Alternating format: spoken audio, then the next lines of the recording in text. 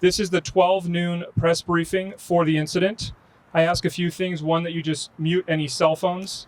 Two, that you leave your questions for the end. We'll let our speakers speak and then do a Q&A at the end. And thirdly, please include the sign language interpreters in your shot for anybody who may need that. Just to start things off, we're going to go through speakers from a variety of agencies. And to start off with the current situation, the incident commander from CAL FIRE, Mike Parks. Good afternoon. My name is Mike Parks, P-A-R-K-E-S, CAL FIRE, Sonoma Lake Napa Unit, the incident commander for today's fire. About 9:27 last night, resources were dispatched to a reported vegetation fire in the area of the Geysers geothermal plant up on Geysers Road in the area of Geyserville, California. First arriving resources arrived at scene to find a large fire of a couple hundred acres already in size and with a rapid rate of spread. Moving in multiple directions through different drainages up in rugged terrain. They quickly augmented their response, where we added additional CAL FIRE resources and reached out to our local government partners for additional help from them as well.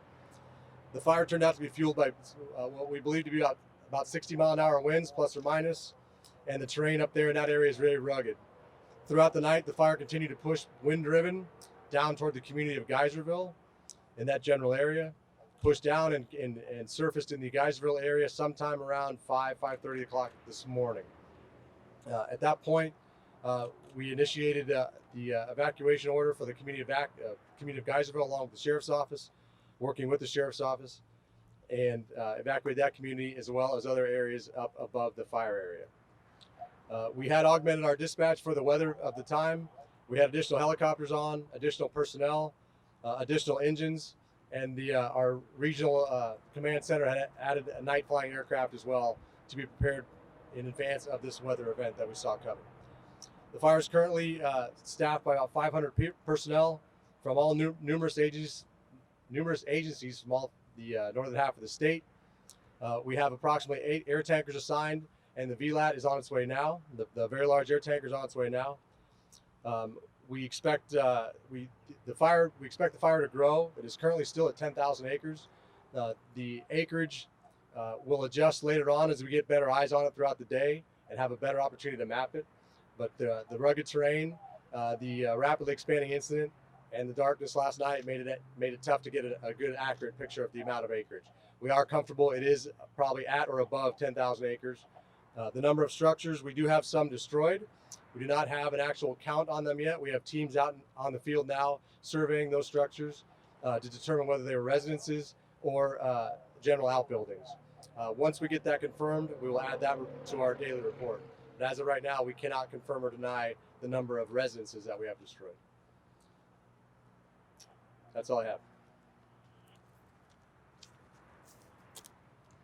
Speaking next on evacuations and closures will be Sonoma County Sheriff Essick. Thank you.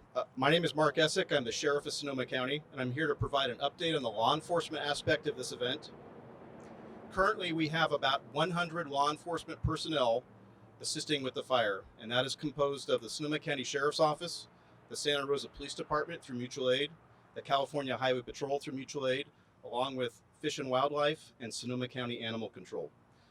Those 100 law enforcement folks are working to make sure the evacuation area is clear, to assist residents in the area with their evacuations, and to maintain safety and order. The Sheriff's Office wants to acknowledge that this is an emotional time for many people. It's only been 2 years since the fires that devastated our community, and for many, this will be a very stressful and anxious time. Currently, as you've heard, approximately 10,000 acres have been burned with 0% containment. The Sheriff's Office has issued evacuation orders with our public safety partners, which cover approximately 2,000 people, or slightly fewer than 2,000 people, in the Geyserville area and in the hills east of Geyserville. We're asking people to please heed our evacuation order. We would like you to get out of the area so that public safety and fire can be in that area to fight fires and maintain control of the area. We know that many people feel better prepared and more prepared than they were 2 years ago, Many people have taken the time to prepare kits, prepare their homes for wildfire, but this is not the time to stay. This is the time to go. Please heed the evacuation order. There is an evacuation warning for the northern unincorporated area north of Healdsburg. So those people who live in the unincorporated area north of Healdsburg, you are under an evacuation warning. That means we want you to prepare to leave. We want you to gather your belongings and be prepared to leave in a moment's notice. Right now, our deputies are holding evacuation lines. Once people leave the area, they will not be allowed back in. This is a very fast evolving situation. We're working with all of our partners, including CAL FIRE and other law enforcement agencies, to monitor the situation and add additional resources as needed. The Sheriff's Office is always here for the residents of Sonoma County. We want you to be alert and aware, and you can do that by following us on Facebook, Twitter, and Instagram. You can also follow us on Nixle so that we can provide updates to you.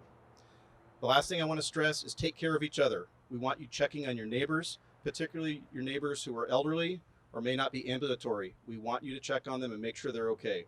Neighbor helping neighbor is really what makes a difference in Sonoma County. Thank you. Speaking next from the California Highway Patrol will be Captain Wolf. Good afternoon.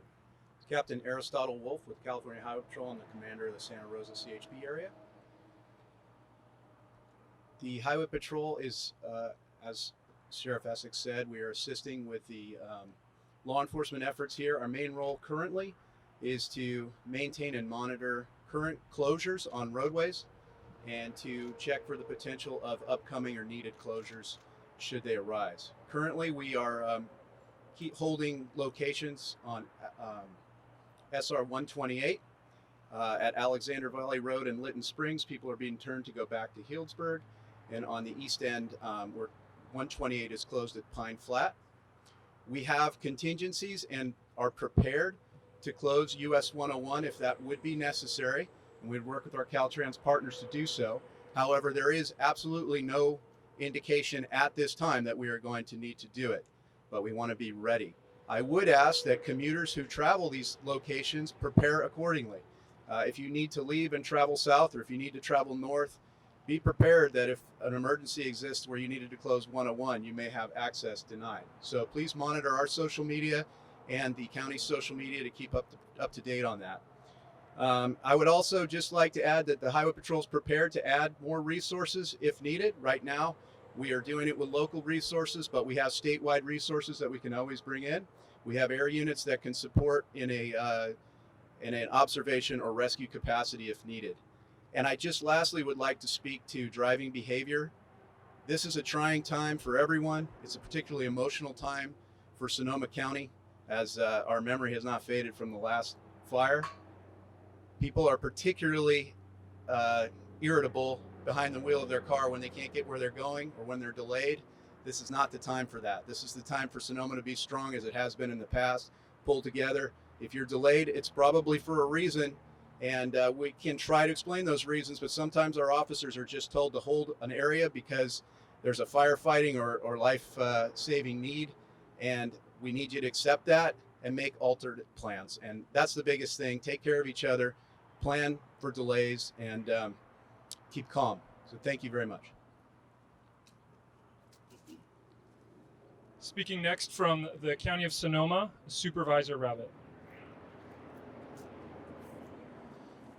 Thank you. My name's David Rabbit. I'm the chair of the Board of Supervisors, and certainly our thoughts are with the residents of the affected area here, as well as the entire county, as was mentioned a couple times. There is still a lot of trauma in Sonoma County from the fires of 2 years ago, and waking up to a day like today brings back a lot of memories. We also want to say thank you, obviously, to our partners, our first responders that are out there. We're out there all night. Those that will remain on the lines, and to all the help that we get from our local governments, our local fire departments. You know, this last Tuesday, the County of Sonoma proclaimed a local emergency for the red flag warning, as well as the public safety power shutoff. There were pre-positioned resources, 3 strike teams, 15 additional engines within the county. I think that because we took those additional precautions working into this particular event, we had people in the right places moving forward. But of course, with the winds the way they were, and the way that they will continue, obviously, to be for a little while, at least through this weekend. We remain vigilant. I do ask everyone to take care of one another, watch out for one another, and to certainly heed all orders, evacuation orders especially, about making sure that you get yourself out of danger's way. Stay safe, and thank you. I'll now open it up for questions and answers. If we could just start with fire questions first, and we can bring the chief back up for those. This is a fire question. So overnight things were pretty dicey. It seems like the conditions have improved to some extent. Are you guys hoping to get some kind of progress on the fire? It looks like it's burning up in the hills away from home. Sure, I'll let Chief Parks answer that. The winds have died down considerably, but because of the winds last night, we were not able to get resources all the way around the fire like we would have. So there's still, as when we say 0% containment, that means there's no containment and very little actually direct line on the fire. So while the conditions are better, because of the terrain and the fuel conditions we're still experiencing, and the heat and the lower humidities which we normally would have for this time of year, the containment is still very challenging.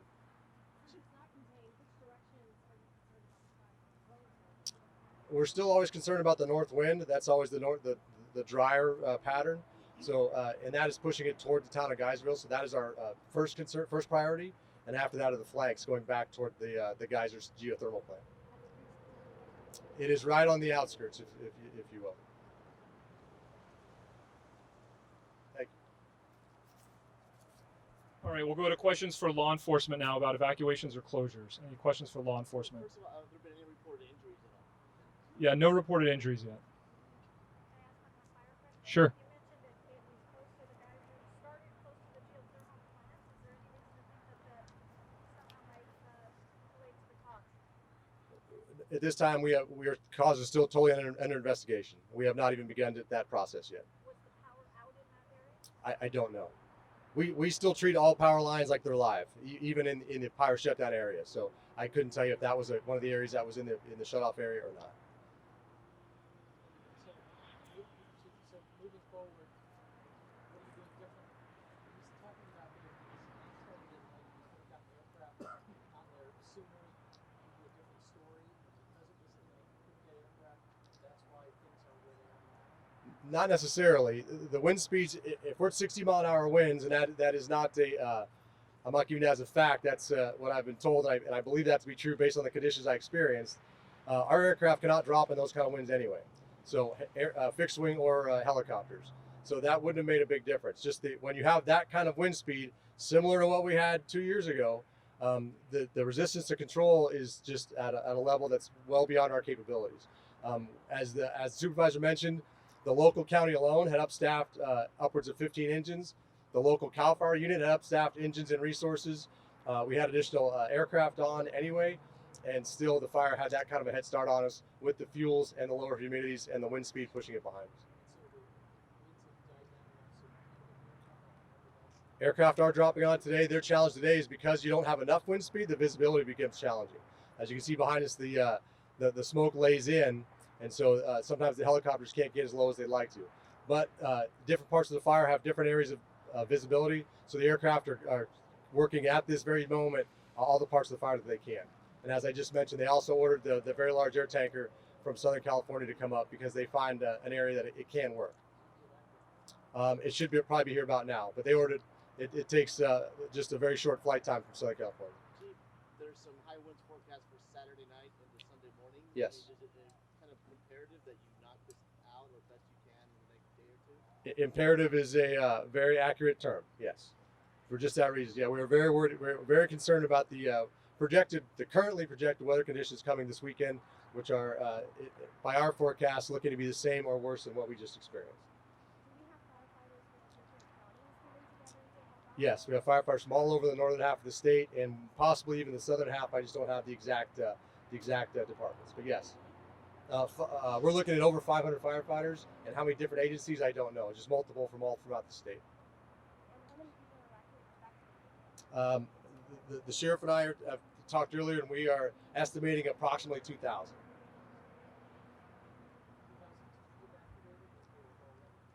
For the specifics on that, I'll turn it over to the sheriff. Thank you. So to answer the question about evacuations, there are currently about 2,000 people that are under evacuation orders. That doesn't mean that all those people have evacuated. And that was kind of the point that I was trying to get to earlier, which is although you may feel prepared, you may feel better situated than you were 2 years ago, we still ask you to heed the evacuation orders and get out. We have had some trouble with folks not wanting to evacuate. We're going door to door, we're knocking on doors, checking with everyone that we can, and we have had some resistance. And I really want to stress and emphasize to those people that in order for us to do our job and to allow CAL FIRE and other fire partners to do their job, we really need to clear the area so it's safe. It helps us fight the fire rather than have to worry about rescuing someone from their home. Okay, are there any further questions? Do we have anybody in Spanish? Yeah, good question. We do have someone for Spanish. Melissa, if you raise your hand, is right here. You can speak one-on-one with her at the conclusion of this press conference. For the sheriff. Yeah, I'm curious if the power shutoff has made evacuations difficult. What kind of challenges the power shutoff presented? So far, the current power shutoff has not affected our ability to evacuate people. One of the great things that the sheriff's office learned from the past fires is to have multiple ways to communicate with people, and we're using all of our platforms. As I mentioned earlier, Facebook, Twitter, Instagram. We're also using Nixle. We're using our radio partners and our media partners such as you. You will also, I failed to mention earlier, you will also hear deputies in the evacuation zone using the high-low siren. The high-low siren sounds something like a European police siren. That is a signal and a warning to residents. If you hear that, that means there's an evacuation order in your area. You should certainly tune in to media and find out what's going on, what the evacuation is about. That high-low siren is our best way to notify you in the field of an emergency. Sheriff, did you just push out an alert, like an Amber Alert or anything like that? You may have something I don't have. I mean, just now? It just happened just now? No. Oh. Last night. I guess. Yes, we've been working through the County of Sonoma's Emergency Operations Center to push out alerts throughout the night, yes. No, it wouldn't be like an outfit. Everyone would have a cell phone. My understanding is yes, there was a push out last night.